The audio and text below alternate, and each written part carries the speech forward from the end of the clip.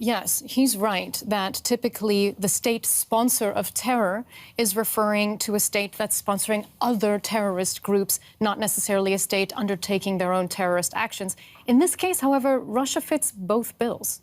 This is not the first time that Russia has been up for consideration as a state sponsor of terror. They have already been known to sponsor the Iranian IRGC group. For example, they have sponsored and supported Hezbollah and even given them direct military and financial support in Syria.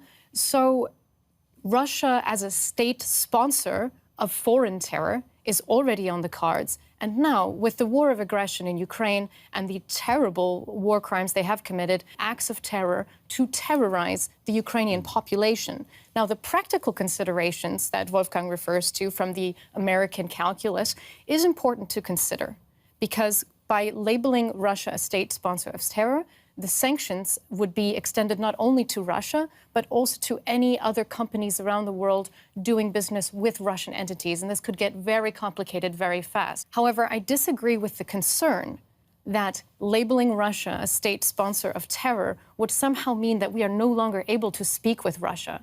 On the contrary, this would be a very strong signal of deterrence and an incentive for the Russians to back down and come peacefully to the negotiating table by saying, you will not get off this list until you lay down your arms and leave Ukrainian territory.